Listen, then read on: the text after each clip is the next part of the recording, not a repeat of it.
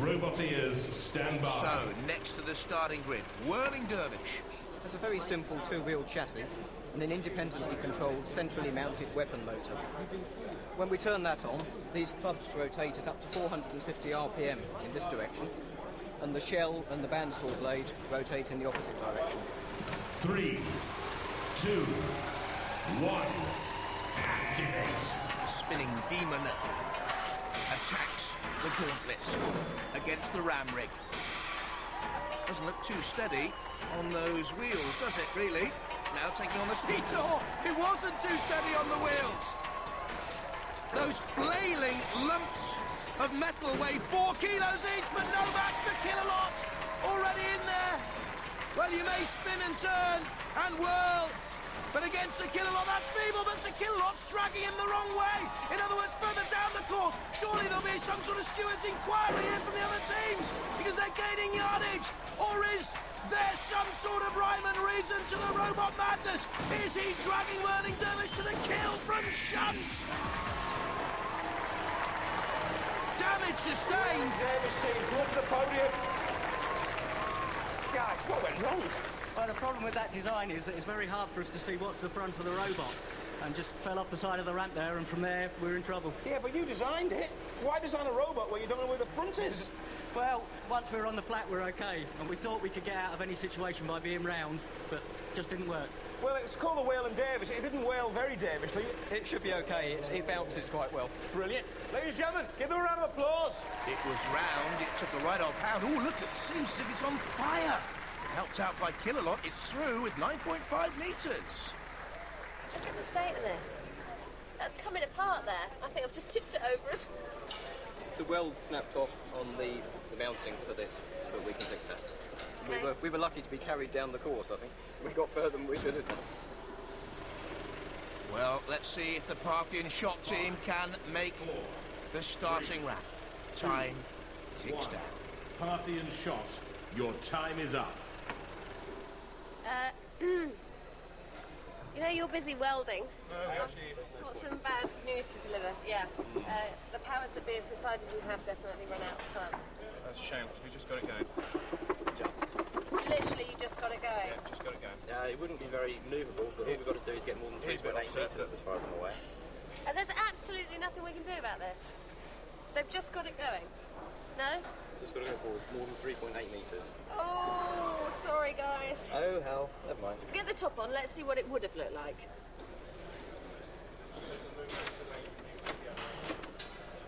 And essentially, that was our one weapon. That's not on properly, but Well, that was the plan. that was the plan. more or less. Unfortunately, things don't always go to plan on Robot Wars. Actually, boys, the target was 5.5 metres, no matter. The Parthian shot, a passing shot. One robot is down. Another will be eliminated in the trials.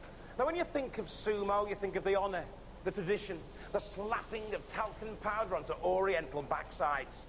But this sumo isn't about overgrown men wearing nappies. It's about nothing plump, rotund or portly. It's about lean, mean, fighting machines trying to bash each other's brains in. Each of our competing robots will go head-to-head with the house robot. The one that lasts the least amount of time before being pushed over the edge will be chopped up into sushi. Panic Attack's up first, and he'll be grappling with Shunt. So let's slap the fat and let the trials begin. Why the spider? Well, our name's Panic Attack, and we ran a competition in my school where I work, and the Year 7 people came up with the design, because when she thought about panicking, she thought of spiders, so that's the design she did. So what's her name and how old is she? She's Leanne King, and she's in Year 7 in Fontanham School. Hello, well done. You'll see it get trashed. I don't think so. 3, 2, 1, activate. Kim Davis, the driver, wants to be an F-15 fighter pilot. Here he comes in for the kill. Bandits, tally-ho! Ooh, in comes Shunt to try and spin it away. And Shunt goes instead!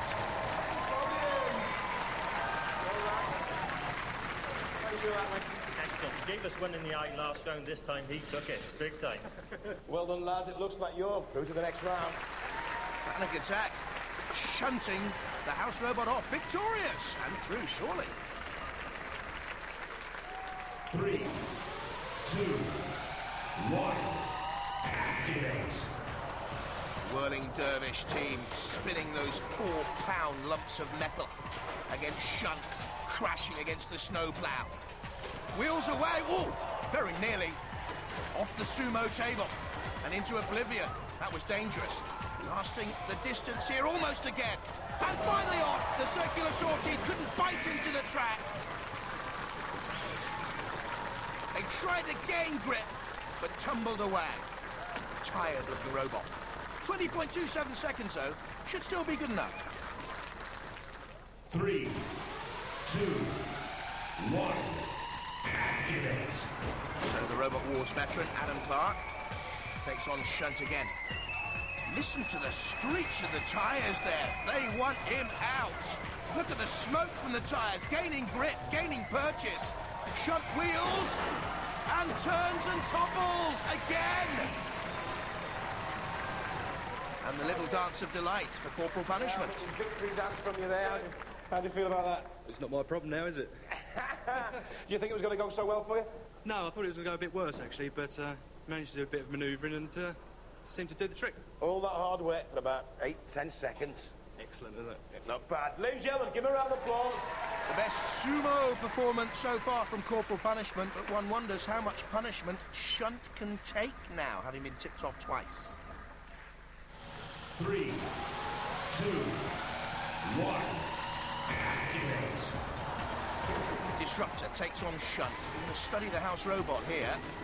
Circular saw, making no difference at the moment. Shunt looks slow and sluggish here. A meeting of robot minds. Energy and power and Disruptor holding on. This is some sort of deadly, demonic dance between the two. Shunt comes in to try and push it away. It's a good long run, though, by Disruptor. Heaving back. And they've done enough. Well done. Go to the podium. Well, it looked like you were just doing one majestic, slow dance for the whole of the time. It's exciting, but we stayed on. It wasn't very exciting, but you had your circular saw going, but you couldn't seem to get anywhere near Shunt with it. Doesn't go sideways. Ah, well, the next one might, mightn't it? Yeah, the next one probably will. Give them a round of applause, ladies and gentlemen. Disruptor holding on with Shunt and surviving and through. Last competitor, Ron.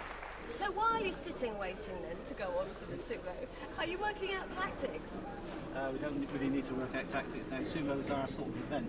We've got a lot of torque and we think we can sit there better than most of the others. And it's really important that you've put your stickers on to hide the damage that was inflicted. Plasters. Oh, plasters. It's been bleeding Okay. a little bit and it covers the damage up nicely. 3, 2, 1. Activate. The Ron team plastered then. And doesn't it show? Well, they fancied the event. So did Shunt. It was over pretty quickly. Sorry about that, we did our best. If we'd have made contact, we had a chance of pushing, but his blade just lifted us up. He hit us too quick and pushed us straight away before we got any power on him. I bet you're disappointed. Well, we are, yes. But we tried our best and we had good fun all the time here with all the people. Cheer them up, audience. Give them a round of applause. Very popular team. Pathetic attempt. Shunt back to his best. Ron out. 4.6 seconds only. Bye-bye. You did all right, didn't you, guys? Really well. Not bad at all. Not bad at all. They're just dismantling. But sadly, lounging, because you've got nothing else to do in this war of robot We don't have to rebuild it anymore, so take it easy.